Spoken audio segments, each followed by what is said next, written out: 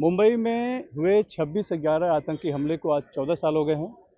Mumbai police मुख्यालय में आज उन 18 शहीदों को श्रद्धांजलि दी गई, जिन्होंने कि आतंकियों का लोहा लिया था और उन्हें मार गिराया था। यहाँ पर अभी राज्यपाल आकर गए हैं, मुख्यमंत्री आकर गए, उप मुख्यमंत्री आकर गए, सभी ने श्रद्धासुमन अर्पित किए। उन शहीदों के परिवारों के सदस्य भी यहाँ पर आए हुए हैं। खास करके जो मुंबई पुलिस के अधिकारी थे विजय सालस्कर, उनकी बेटी दिव्या सालस्कर यहाँ हमारे साथ हैं। मैम, 14 साल हो गए उस आतंकी हमले को। आपके पिता थे जिन्होंने लोहा लिया था, आतंकियों को मारा था। अब 14 साल में वो एक दर्द या वो गर्व अनुभूति किस तरह से आप उसको लेती हैं?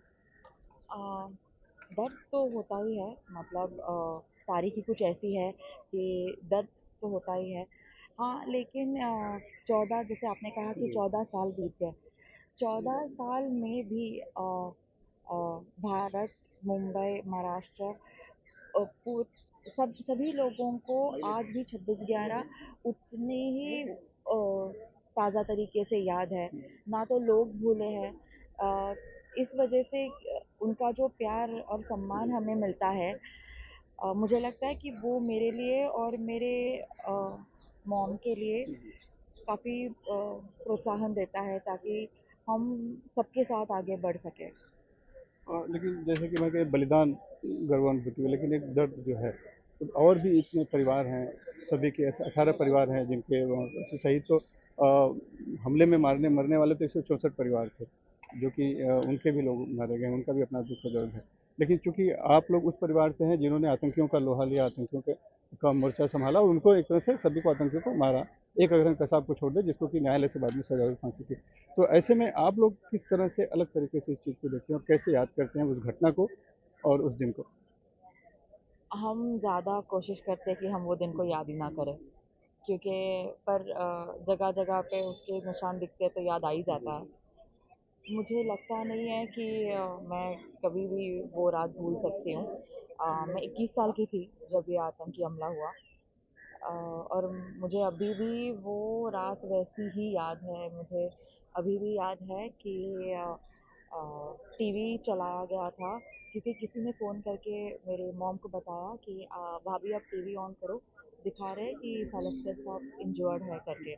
तो मुझे लगा कि हाँ ठीक है, अभी शायद किसी हॉस्पिटल में जाना पड़ेगा, क्योंकि यू आर प्रिपेयर्ड जी। थोड़ा-सा तो हमने जब टीवी लगाया तो मुझे अभी भी याद है कि वो एनडीटीवी की जो स्ट्रिप थी, जी। वो जा रही थी, and I think Srinivas then was saying encounter specialist Vijay Salaskar dies in the attack.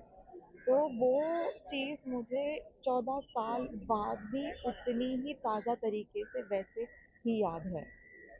तो 14 साल बाद भी, मतलब वो दिन उतना ही दर्दनाक है। हाँ, ऑफ कोर्स हमें बहुत गर्व है इस चीज़ का कि अ, इतनी बड़ी शहादत किसको मिलती है, और देश के लिए कुछ कर जाने का भाग्य भी किसको मिलता है। लेकिन हाँ, वो दर्द तो है और वो वैसा ही है। वो तो मुझे लगता नहीं कि एक बेटी के हिसाब से वो कभी बदलने वाला है। उसका आप लोगों के जीवन पे किस तरह से असर पड़ा होगा उस आतंकी हमले का और उस हम्म, बलिदान का? क्या होता है कि जब एक पुलिस ऑफिसर शहीद होते हैं, या फिर एक सोल्जर शहीद होते हैं अपने कंट्री के लिए, वो वो सिर्फ सोल्जर नहीं होते। वो किसी के भाई, किसी के फादर, किसी का बेटा, किसी के हस्बैंड। तो एज एज अ फैमिली जब भी कोई डिसीजन लेना पड़ता है तो उनकी कमी तो जाहिर सी बात है वो महसूस होती ही है। तो अलग अलग वक्त पे जैसे जैसे मैं बड़ी हुई, जो भी ज़िंदगी के फैसले लेने थे, तो उस उस वक्त वो नहीं थे, तो उनकी कमी बहुत ज़्यादा महसूस होती थी और आज भी होती है।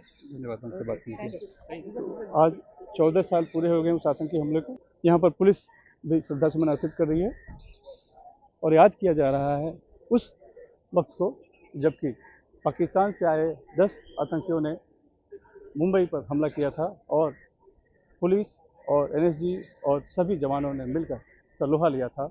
उसमें से 9 को मौके पर ही मार गिराया था। एक कसाब जो जिंदा पकड़ा गया था, उसके जरिए पूरी साजिश का खुलासा हुआ और फिर न्यायालय से उसको सज़ा हुई है, उसे फांसी की सज़ा दी गई और आज उस दिन को याद किया जा रहा है, यहाँ शहीदों को श्रद्धासुमन अर्पित करके। मुंबई से कैमरामैन अशोक महाड़ी से सुनील सिंह, NDTV इंडिया।